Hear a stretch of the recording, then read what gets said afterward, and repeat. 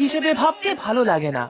সে তুই যাই বলিস, বাড়িটা পুরনো হতে পারে, তবে কিন্তু একটা আভিজাত্য আছে, মানে একটা এক্স ফ্যাক্টর।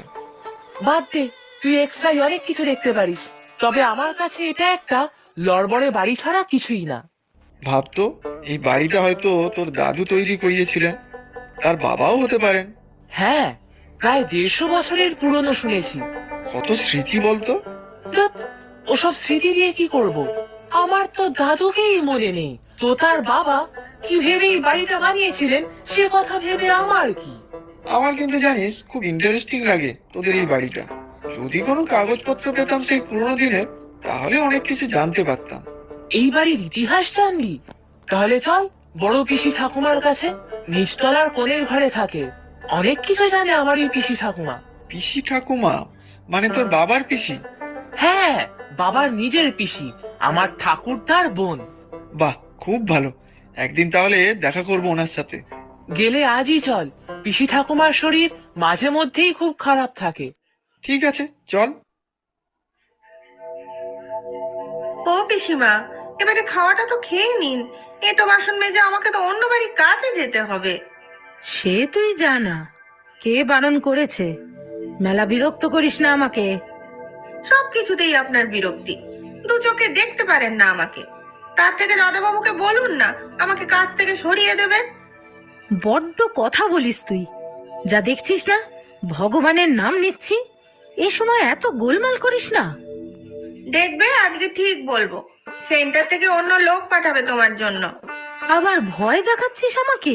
হ্যাঁ, তা জানা, এত সুযোগ সুবিধা পাচ্ছিস এ বাড়িতে, অন্য কোথাও গিয়ে পাবি এত কিছু? হ্যাঁ, লাথি ঝাঁটা খেয়ে কাজ করবি, সেটা ভালো হবে? দেখেছো, আমাকে বকার সময় তোমার সব ঠিক আছে, আর কখন থেকে বলছি খেয়ে নিতে, সেবেলা ভগবানের নাম করে তুমি সময় পাও না। বাবা রে বাবা, হে ঠাকুর, মাফ করে দাও আমাকে। এই হতভাগের জন্য একটু নাম জপারও সময় পাই না। দে দে, কি বানিয়েছিস দেখি। রোজ যা খাও তাই, পেঁপে সিদ্ধ, উচ্ছে ভাতে, ডাল, লাউ বড়ি আর মাছ। ও বাবা, এত কিছু বানিয়েছিস আমার জন্য? তা তোমার জন্য না তো কার জন্য বানিয়েছি বলো? তাহলে তুই আমাকে ভালোই বাসিস, আমাকে ছেড়ে যেতেই পারবি না তুই। কেন পারবো না? ঠিকই পারবো। যা গালমন্দ করো তুমি, তাতে আমার অন্য বাড়িতে কাজ করাই ভালো। হুম, পারবি না। দেখিস, এ বাড়িতে যে একবার আসে সে এ বাড়ির মায়া কাটিয়ে যেতেই পারে না। এই দেখ না, সেই ছোটবেলায় আমার বিয়ে, ভালো করে ঠিক মনেও নেই কিছু। তারপরেই বিধবা, বাল্য বিধবা, সেই যে এ বাড়িতে এলাম, তারপর থেকে তো এখানেই। ও পিসিমা, এবারে খাওয়াটা তো খেয়ে নিন। এটো বাসন মেজে আমাকে তো অন্য বাড়ির কাছে যেতে হবে। সে তুই জানা, কে বারণ করেছে? মেলা বিরক্ত করিস না আমাকে। চলো খেয়ে নাও, তোমার নাতি এসেছে, সাথে একজন বন্ধুও আছে।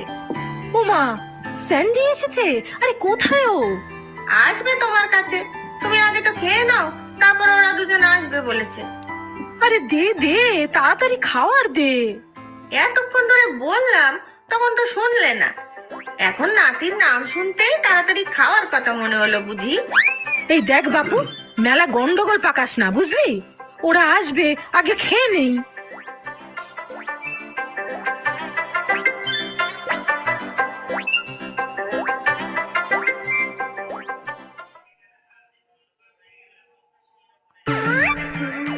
ও পিসি ঠাম্মা, দেখো আমার এই বন্ধু এসেছে। আমাদের এই লড়ঝড়ে বাড়িটা নিয়ে নাকি ওর অনেক পিএইচডি করার ইচ্ছা। হ্যাঁ রে, কি করার ইচ্ছা? না না ঠাকুমা, কৌতূহল, নির্ভেজাল কৌতূহল। আসলে আমার পুরনো বাড়ি দেখলেই কেমন মন খারাপ হয়ে যায়। ভয় লাগে এই হয়তো বাড়িটাকে সবাই মিলে ভেঙে দেবে। হ্যাঁ বাবা, আমারও সব সময় সেই চিন্তা।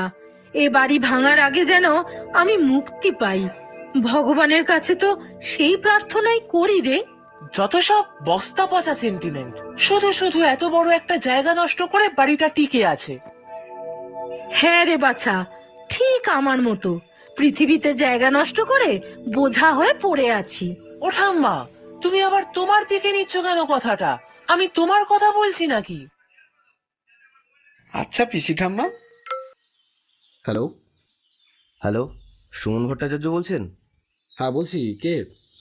চিনতে পারছেন না? গলাটা আমার চেনা চেনা লাগছে খুব।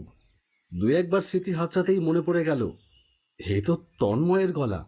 বললাম, আরে তন্ময়, কত বছর পরে ফোন করলি? হ্যাঁ, কেমন আছিস বল, কি খবর? ভালো আছি দাদা। তারপর তোমাদের সব খবর ভালো তো? গল্প তো দেখছি চ্যানেলে। হ্যাঁ ওই আর কি, চলে যাচ্ছে। তা তুই কোথায় এখন? বকখালি? না না, বনগাঁ এসেছি আজ 2 দিন হলো। আচ্ছা, তাহলে আয়, দেখা করে যা। সে আমি যাবক্ষণ, কিছু কাজ আছে, তাই নিয়ে 2 দিন একটু ব্যস্ত। তুমি চলে এসো না। হ্যাঁ সে তো যেতেই পারি। কোথায় উঠেছিস তুই? সে শালবাগানে নাকি? না না, এই দেবগড়ে একটা ঘর ভাড়া নিয়েছি। ঘর ভাড়া নিয়েছিস? সে কি, তুই আর বকখালি ফিরে যাবি না? না দাদা, আর যাব না, এবার থেকে এখানেই থাকবো। এখানে থাকবি? এখানে থেকে কি করবি? ট্রাক চালাবি? না না, ওই লাইনে আর যাব না, আবার ভাবছি ফটোগ্রাফিটা শুরু করব। বাহ, সে তো খুবই ভালো কথা। তোকে তো সেই সময় পই পই করে বলেছিলাম, এত ভালো কেরিয়ারটার 12টা বাজাস না। তা শুনলি না, বিয়ে থা করে বকখালি চলে গেলি, আর ক্যামেরা ছেড়ে ট্রাক ধরলি। তা হঠাৎ আবার পুরোনো দিনে ফিরে আসবার চিন্তা ভাবনা কেন? সে এক বিরাট গল্প দাদা, দেখা করো, দেখা হলো বলছি।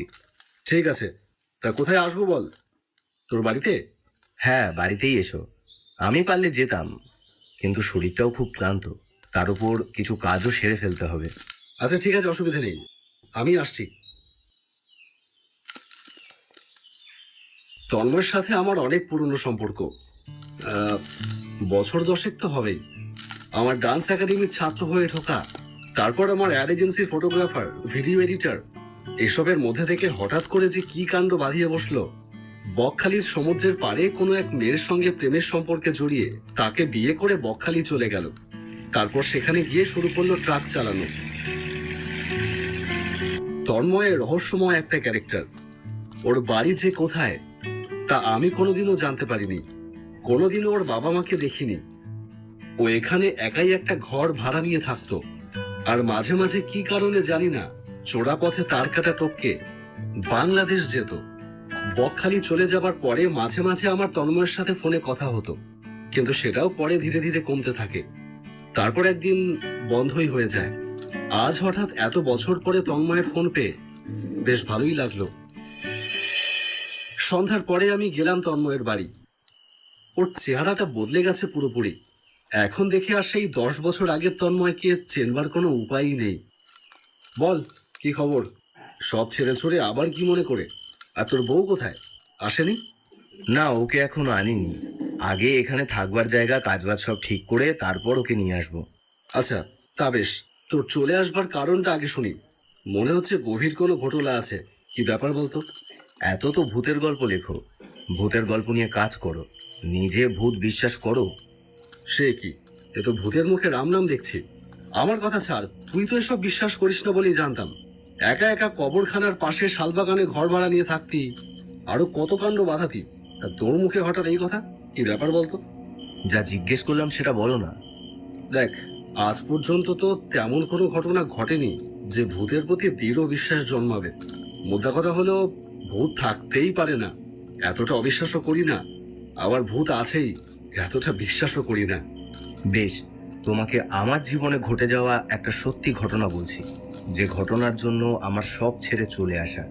আশা করি সে ঘটনা তুমি বিশ্বাস করবে। ঠিক আছে বল, আগে শুনে তো দেখি। বিশ্বাস করবার মতন হলে অবশ্যই বিশ্বাস করব। আমি তখন মধ্যপ্রদেশের একটা